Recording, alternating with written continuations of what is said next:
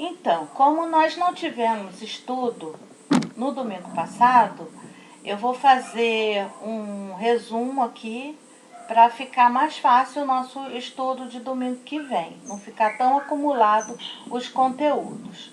Então eu separei aqui primeiro esse mapa que mostra toda a terra prometida que Deus fez lá para Abraão, e vemos aqui os nomes das 12 tribos, né, dos seus patriarcas, que são os herdeiros de Jacó, que passou a ser chamado de Israel após aquela briga lá com o anjo, só para lembrar. Então, quando nós lemos aquela lista lá de nomes, de quem gerou quem, nós vamos ver essas pessoas aqui como chefe de família, chefe das tribos, dos clãs, e eles colocaram as suas famílias nesses territórios aqui, como está disposto. Esse outro mapa vai mostrar já o reino dividido. O reino de Israel, para um lado, e o reino de Judá para outro.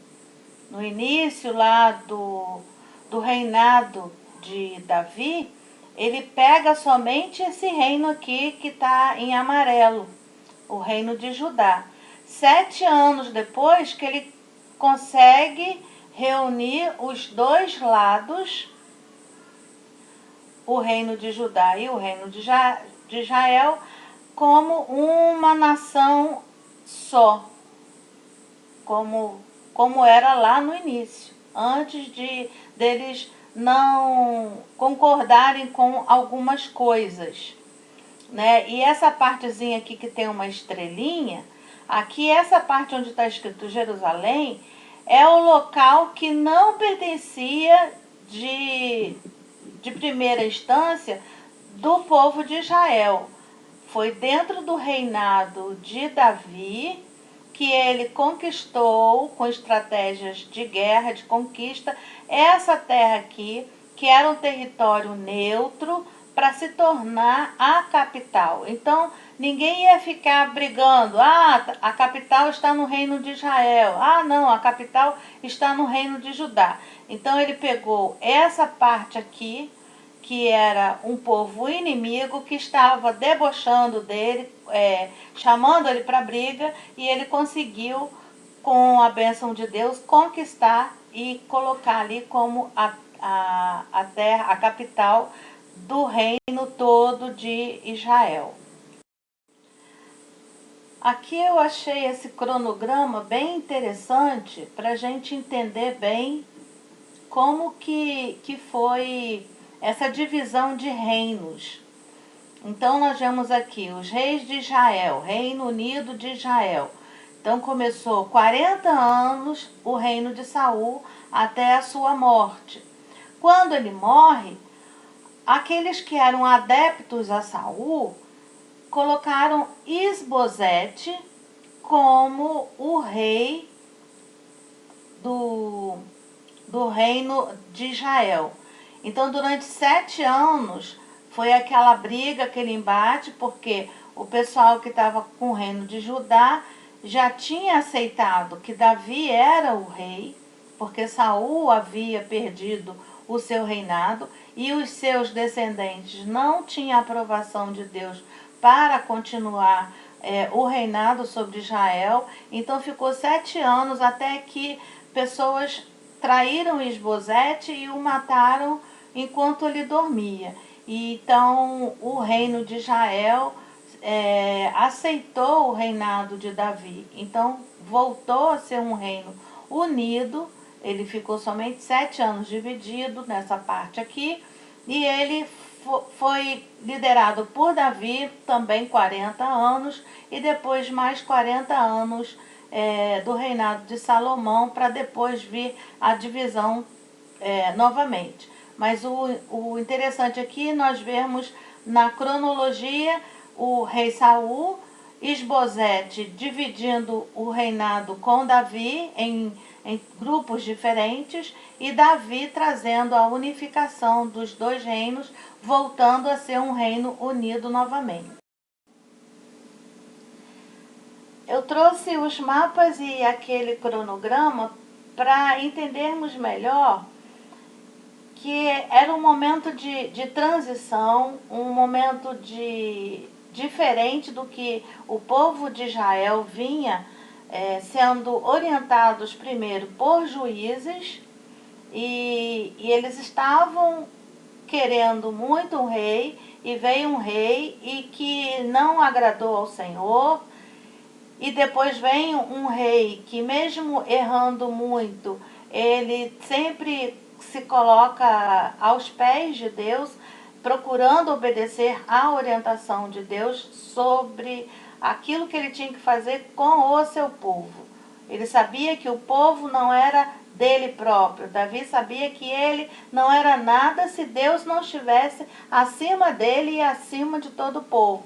Então, Deus já havia falado há muito tempo e Davi só aceita assumir o trono quando ele tem a comprovação da parte de Deus que ele é o chefe sobre o povo de Deus. Então, tu serás chefe sobre o meu povo. Apenas depois, quando Davi entende que chegou a época dele de liderar, é que ele assume o reinado do povo de Israel. Eu destaquei alguns trechos do estudo para não ficar no ar o conteúdo todo, né? A gente fazer uma coisa mais fechadinha e conseguir entender bem o estudo de domingo que vem. Então, na introdução, a gente vê aqui o ministério do profeta Samuel e o reinado de Saul foram marcados por uma transição entre o período dos juízes e o estabelecimento da monarquia em Israel. Monarquia é reinado, né? Não é uma coisa que a gente está acostumada aqui no Brasil, com a coisa de votar, de escolher. Não, o povo não escolhia propriamente, né? Aquele momento era Deus que estava escolhendo. E dentro da monarquia, parte-se do princípio que o rei tem o seu sucessor como um dos seus filhos, alguém da sua família. E não foi isso que aconteceu com Saul por conta da sua desobediência. Aconteceu com Davi. O sucessor de Davi foi seu filho Salomão. Então, aqui tem um destaque: o rei deveria ser o referencial da adoração a Deus como modelo exemplar. Nisso, Saul errou muito. Não quer dizer que Davi não tenha errado, mas Saul se afastou de Deus, enquanto Davi errava, mas voltava para a presença de Deus. Então, após o reinado de Saul, que durou aproximadamente 40 anos, a ideia de monarquia de Israel se tornou forte e poderosa, e não se pensava em uma volta ao tempo de juízes. Se antes eles não queriam obedecer à orientação de Deus, agora muito menos eles queriam mesmo continuar tendo um rei para governá-los a cada dia, a cada ano. Então, Davi já governava em Judá ao sul, mas ao norte não estavam aceitando ainda Davi como o sucessor do reinado. O primeiro ponto fala sobre unindo um povo dividido. Os partidários do rei Saul coroaram a Isbosete, filho de Saul, para reinar sobre as tribos do norte durante 7 anos. Mas foram anos de brigas, de intrigas, mágoas, traições, até que Isbosete perde o trono porque ele foi assassinado enquanto dormia. Então, a tribo do norte passa a aceitar também Davi como um rei após a morte de Isbosete. Mas quando Davi começa a reinar tanto o sul como o norte, ele tem uma realidade, um quadro muito difícil, porque se como uma nação, ele tinha que se proteger dos outros reinos que estavam sempre querendo invadir suas terras, as terras da promessa de Deus, e ele tinha um povo que estava cheio de mágoas, estava cheio de feridas, estava uma família toda rachada ali, né? Eram tios, sobrinhos, primos e aquela coisa toda. E como é que ele ia fazer para que aquele povo todo que estava dividido entre dois lados conseguisse ter uma unidade, como era no início, um povo unido, um povo que tivesse somente um objetivo, de adorar e exaltar o nome do Senhor. A maneira que Davi conseguiu transmitir a segurança que o povo precisava ter foi mostrar que ele sempre honrou o seu antecessor. Ele sempre foi fiel ao rei Saul, segundo a vontade de Deus. E ele realmente lamentou a morte de Saul, porque ele sabia o que estava acontecendo. Saul não estava alcançando o objetivo do reinado que Deus havia confiado a ele. Então, Davi, ele não menosprezou, ele não desprezou, ele não criticou nenhuma atitude do rei Saul. Ele apenas lamentou a morte de um líder do reino de Israel. E, em segundo lugar, ele não desenvolveu espírito de vingança aos partidários da casa de Saul. Então, ele não foi cheio de coisas, de raiva, de rancores. Ele estava mostrando que o objetivo dele era liderar o povo de Israel de uma maneira igual, uma maneira unificada. Não havia divisão no olhar dele, porque Deus não tem olhar diferente sobre o povo. Então ele estava ali obedecendo a orientação de Deus, porque ele sabia que ele não era o rei realmente é Deus, e ele estava sendo ali somente um instrumento nas mãos do Senhor para liderar o povo de Israel. E, em terceiro lugar, ele não permitiu a injustiça em causa própria. Ele poderia amenizar a lei, a penalidade dos assassinos do outro rei. Ele poderia amenizar ali, mas ele não lançou mão do seu poder de rei, e ele deixou que eles sofressem a penalidade da lei de Israel, que era com a pena de morte. No ponto 2, nós vemos o título aqui: Ideais maiores solidificam uma nação. O novo rei também está ciente de que uma nação só será verdadeiramente unida quando concentrada em ideais maiores. Era necessária uma nova capital no centro da terra prometida e identificada como uma grande conquista do novo rei. Então, ele começa a mostrar para a nação que aquelas ideias diferentes, aquelas contradições entre pontos de vista, não era o principal objetivo daquela nação. Aquela nação precisava defender a sua terra prometida, eles precisavam defender o Deus Altíssimo, defender a adoração e a comunhão com Deus. Então, ele elevou o olhar da população daquela nação para que eles pudessem alcançar o objetivo maior, que é a adoração ao Senhor. Havia uma fortaleza chamada Jebus, que não pertencia nem ao reino do norte, nem ao reino do sul.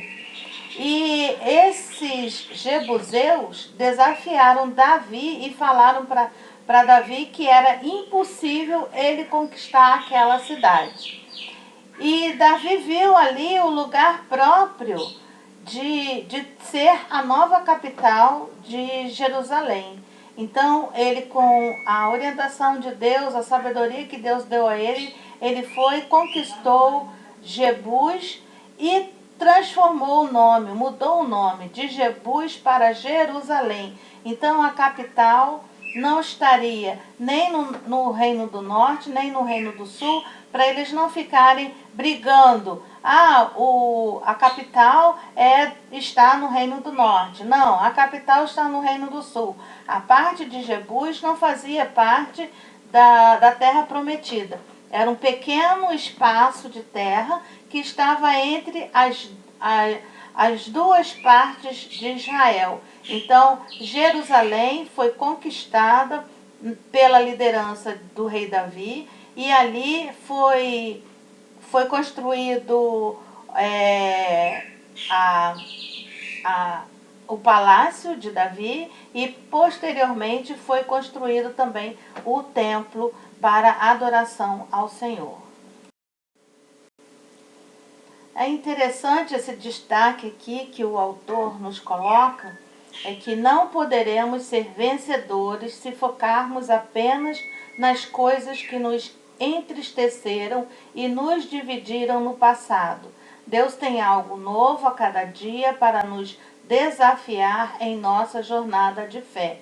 Nós podemos ver que enquanto eles olhavam para trás, que o rei era Saul e que o descendente de Saul, que tinha que ser o novo rei, eles não conseguiram ir para frente. Mas quando eles focaram naquilo que é importante, aquilo que deve ser o nosso objetivo, o nosso propósito de vida, que é agradar ao Senhor, obedecer ao Senhor, eles começaram a desfrutar melhor das bênçãos de Deus. Que nós possamos aprender com esse destaque aqui. Não focarmos na tristeza, não focarmos na divisão. O que nos separa é muito pequeno, o que nos une é muito maior. O amor de Deus, o cuidado de Deus, o sacrifício de Cristo na cruz é muito maior do que qualquer diferença que nós possamos ter uns com os outros. Então vamos focar sempre nisso. Vamos desafiar a nossa jornada de fé, olhando para frente, olhando para cima, olhando para o alvo que é Jesus Cristo. Esse outro trecho complementa o trecho anterior, que fala: quando o povo de Deus está unido em um ideal maior e mais nobre, todas as diferenças de opinião, visões de mundo e formas de operacionalizar as coisas se tornam secundárias. Deus em primeiro lugar. Honrar a Deus, obedecer a Deus, seguir a liderança de Deus em primeiro lugar. Então, o ponto 3 fala: acreditando a vitória ao Senhor. Mas a vitória sobre o mal só é possível com a força do Senhor. Davi sabia disso e o autor do livro das Crônicas também.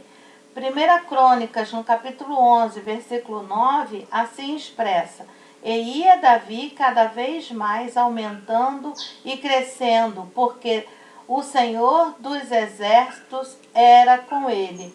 Davi em nenhum momento quis receber a honra e a glória para si. Ele sempre depositou não somente a confiança em Deus para conquistar tudo, mas sempre ele atribuiu a tudo que ele estava conseguindo conquistar era para Deus e por Deus. Vamos lembrar que quando ele vai enfrentar, ainda bem jovem, lá o gigante Golias, ele vai em nome do Senhor enfrentar aquele gigante. E ele sempre se colocou nessa posição.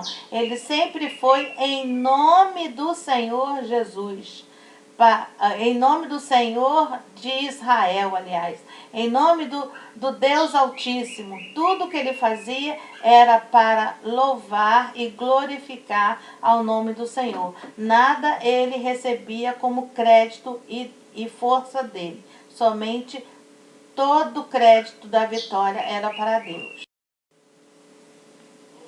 Como prova que ele sempre colocava os créditos para o Deus Altíssimo, ele, assim que conquistou Jerusalém e fez dela a nova capital, ele trouxe logo a Arca da Aliança para fazer de Jerusalém o centro da adoração ao Senhor. E vamos lembrar que naquele tempo, para o povo de Israel, a Arca da Aliança representava a presença de Deus no meio do povo. Isso não é mais necessário para nós, mas para eles ainda era muito necessário. Vamos lembrar que Jesus ainda não tinha vindo, o Espírito Santo não havia descido, então a arca era o símbolo da presença de Deus.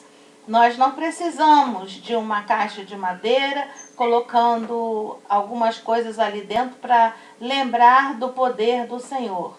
Mas a Arca da Aliança pode servir de lembrança que nós devemos manter a aliança com o Deus Altíssimo.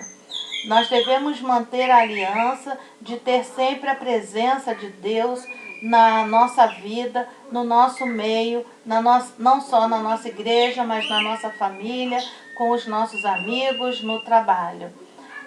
Em algumas traduções, a palavra Arca da Aliança vem como a Arca do Concerto.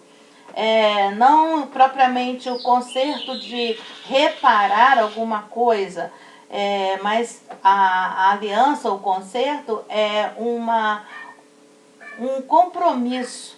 Então nós precisamos ter um compromisso e um comprometimento com o Deus Altíssimo. Mas podemos usar também a arca do concerto como uma coisa de lembrar que precisamos nos consertar diariamente na presença do Senhor.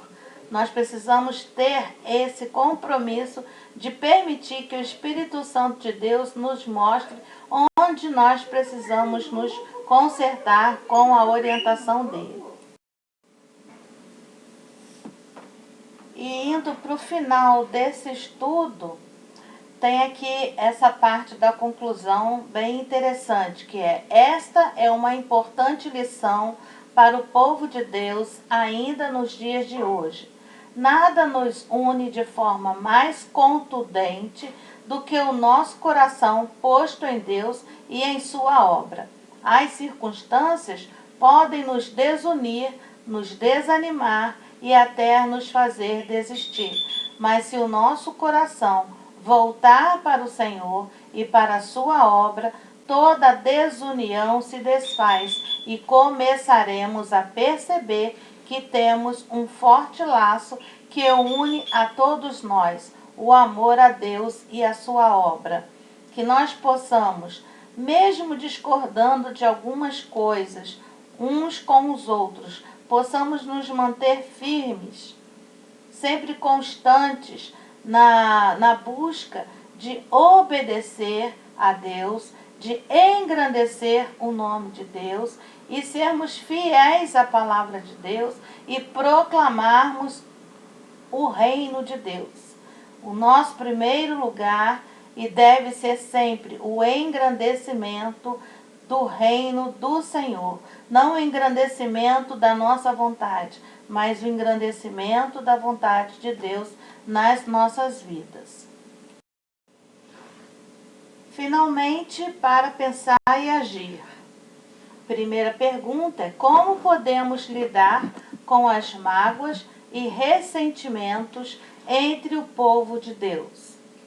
A segunda pergunta é como identificar se estamos nos posicionando demasiadamente em coisas secundárias e perdemos o foco naquilo que é principal.